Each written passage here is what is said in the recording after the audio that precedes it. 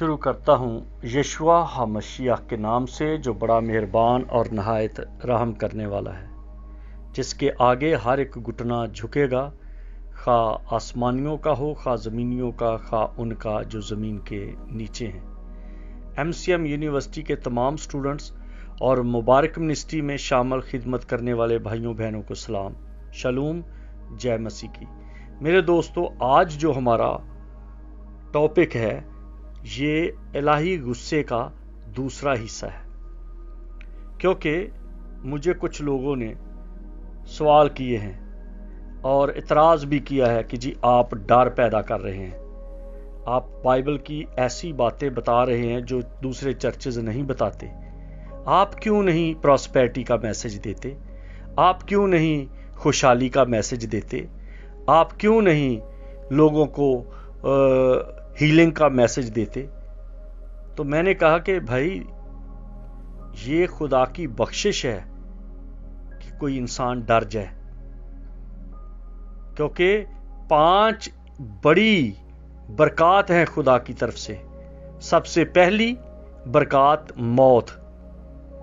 اگر انسان نہ مرے تو آپ اندازہ کریں کہ جب ایک باپ کے 2 بیٹے یا 3 یا 4 ہوتے ہیں اور وہ بچے اپنے بچوں کے ساتھ بیزی ہو جاتے ہیں تو اس کی بیوی جو ہے اگر وہ توجہ نہ دے اپنے شوہر کی طرف تو وہ بھی اکیلی ایک عذاب میں رہتی ہے، اور وہ مرد بھی اکیلا عذاب میں رہتا ہے۔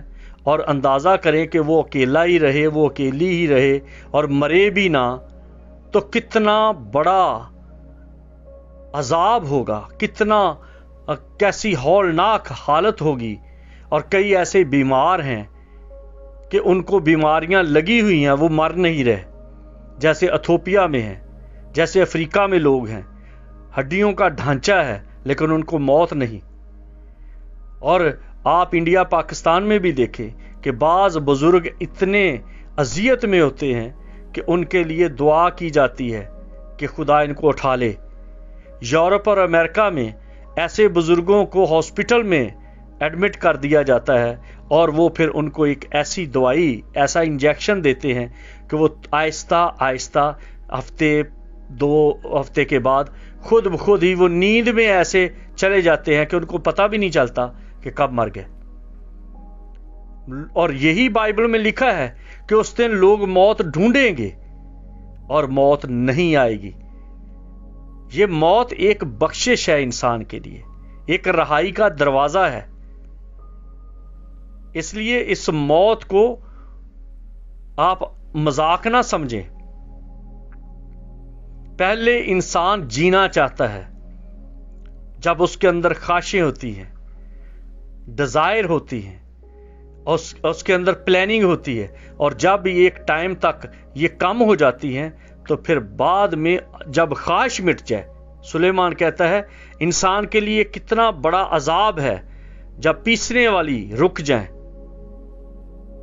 اور جو کھڑکیوں سے جھانکتی ہیں وہ دھندلا جائیں، یعنی کہ آنکھیں، پیسنے والی رک جائیں یعنی کہ دانت،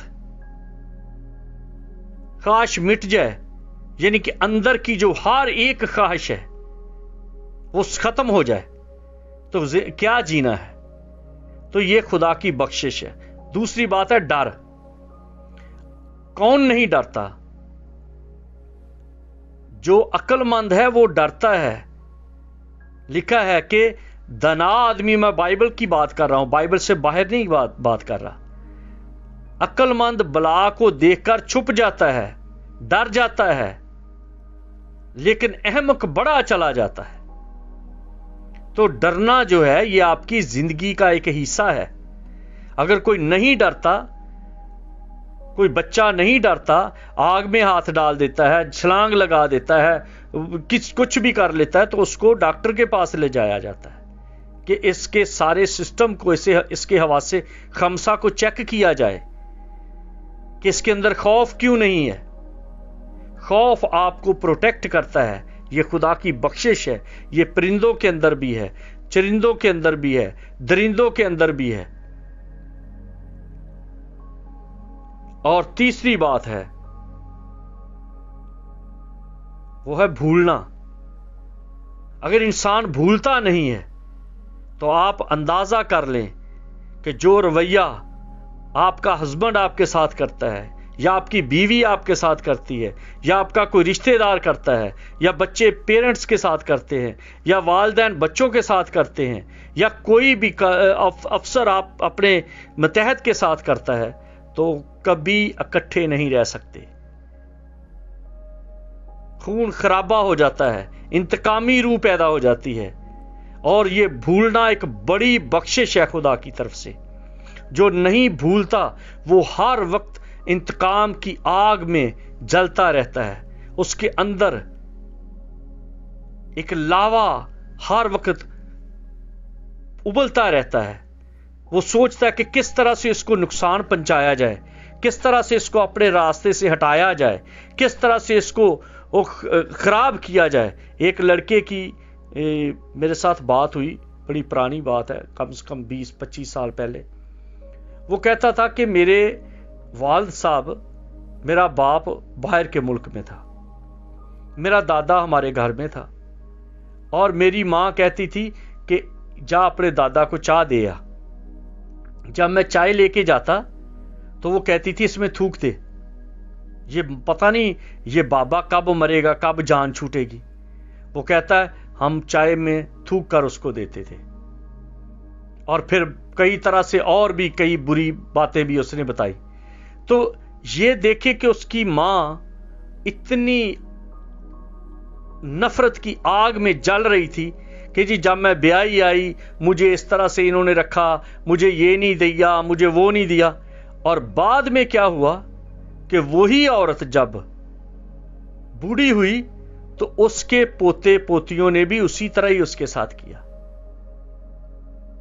اور جب وہی لڑکا جس نے مجھے بات بتائی، اب اس کے بھی بچے ہیں، تو میں نے ایک دن مذاقاً کہا کہ تو بھی دھیان رکھ، سوچ لے، یا تو چائے خود بنا لیا کر، اور جب تو نے اپنے پوتے سے یا پوتی سے مانگی تو پتہ نہیں وہ کیا ڈال کے دے دیں گے تجھے۔ نہیں نہیں نہیں، میں ایسا نہیں کرتا۔ ایسا کیوں نہیں؟ جو آپ بوتے ہو وہی اگے گا نا۔ تو یہ بھولنا خداوند کی خاص برکت ہے۔ بائبل کہتی ہے، خدا کہتا ہے میں بھول جاتا ہوں، میں تیرے گناہ جو کرمزی ہیں وہ سمندر کی تہ میں ڈال دیتا ہوں، اور میں گٹا کی مانند اڑا دیتا ہوں تاکہ دوبارہ انہیں میں یاد نہ کروں۔ یہ بخشش ہے۔ اگر خدا نہ بھولے ہمارے گناہ، ہمارا رویہ، ہمارا سبھاؤ، تو ہم ایک پل بھی اس کے سامنے سر جھکا کر اس کو نہیں مان سکتے۔ اس لیے اگر کوئی نہیں بھولتا تو وہ نارمل نہیں ہے، اس کے صحیح حواس کام نہیں کر رہے، اس کے اندر معافی کا جذبہ نہیں ہے۔ بھولے گا تو معاف کرے گا نا، اور معاف کرنا خدا کی صفت ہے، اور وہ یہی کہتا ہے دعائے ربانی میں بھی جب ہم کہتے ہیں جس طرح میں معاف کرتا ہوں۔ یہ ایک پریکٹس ہے معاف کرنے کی، یہ بھولنے کی ایک پریکٹس ہے۔ اور چوتھی بات ہے سونا۔ یہ جو ٹارچر کرتے ہیں یہ پولیس والے، یا جنہوں نے سیل ایسے بنائے ہیں کہ انسان کو سزا دی جائے، دکھ دیا جائے، اس سے کوئی بات نکالی جائے تو اس کو سونے نہیں دیتے۔ یہ بہت بڑی اذیت ہے، دماغ پھٹنے کو آ جاتا ہے، موت مانگتے ہیں لوگ کیونکہ نیند نہیں آ رہی۔ جب سو جاتے ہیں تو تازہ دم ہو جاتے ہیں، ٹوٹے ہوئے سیل باڈی کے ریپیئر ہو جاتے ہیں، اگلے دن کے لیے نئی طاقت آ جاتی ہے، چہرے کی جھریاں ختم ہو جاتی ہیں، آنکھوں کی روشنی بحال ہو جاتی ہے، کانوں کی سماعت بہتر ہو جاتی ہے، گلے کی آواز بہتر ہو جاتی ہے، ایک ایک مسل اثر نو اگلے دن کی مصروفیات کے لیے تیار ہو جاتا ہے۔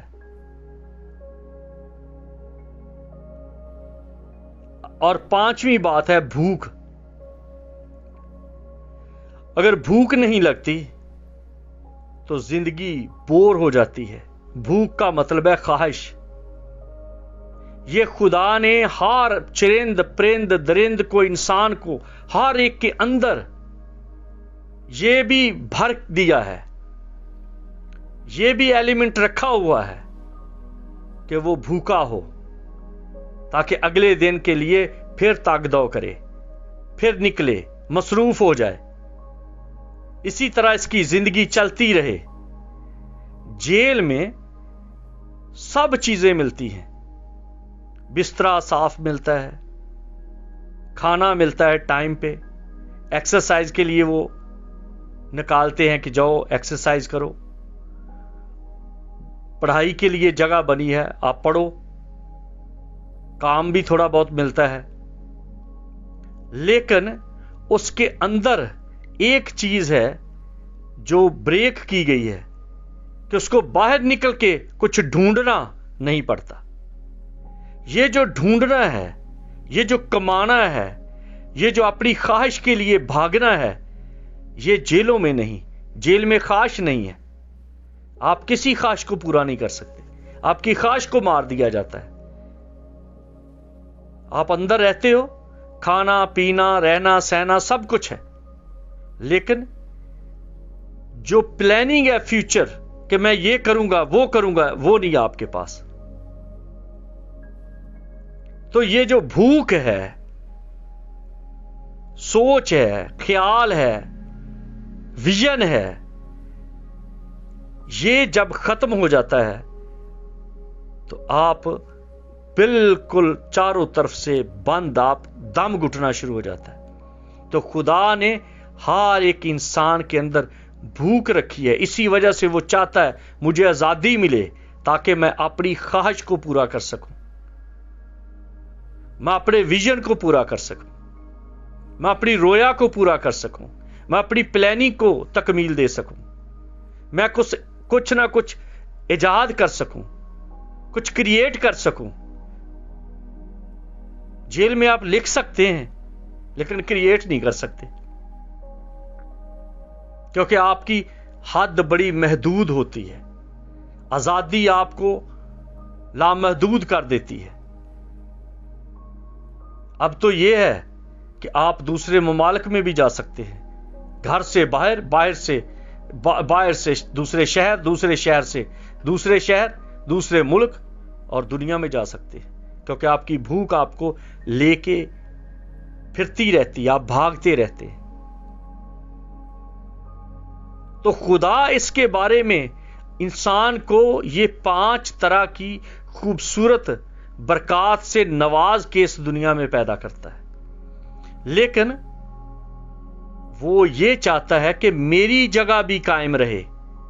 ان سب کے ساتھ ساتھ مجھے یاد رکھا جائے کہ میں ہوں جس نے تجھے یہ بلیسنگ دی ہے، میں ہوں جس نے تیرے اندر یہ رنگ بھرے ہیں، میں ہوں جس نے تیرے اندر یہ طاقت بھری ہے، میں ہوں جس نے تجھ پر یہ بخشش کی ہے. لیکن ہم سب کچھ بھول جاتے ہیں، اور یہ بھولنے کا سبب اینڈ تباہی اور بربادی ہے. رونا اور دانتوں کا پیسنا ہے، پچھتاوا ہے، مایوسی ہے، نا امیدی ہے، کیونکہ نوح کے دنوں میں لوگوں نے ایسے ہی کیا. آدم کے بت کے اندر، آدم کی باڈی کے اندر خدا نے زندگی کا دم پھونکا. مسیح نے کہا میں اس لیے آیا کہ وہ زندگی پائیں اور کثرت سے پائیں. دوسرے انبیاء کرام نے، نبی پیغمبر رسولوں نے، اولیاء نے اور جتنے رہنما روحانی رہنما آئے، انہوں نے یہ بتایا کہ آپ جنت میں کس طرح سے جا سکتے ہیں، آپ فردوس میں کس طرح جا سکتے ہیں، آپ سورگ میں کس طرح سے جا سکتے ہیں، آپ رب کو، بھگوان کو، اللہ کو، خدا کو کس طرح سے سمجھ سکتے ہیں.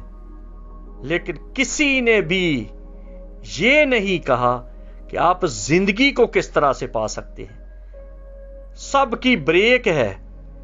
मरने के बाद जन्नत मिलेगी, मरने के बाद स्वर्ग मिलेगा, मरने के बाद हूरें मिलेंगी, मरने के बाद बड़ा सुकून मिल जाएगा।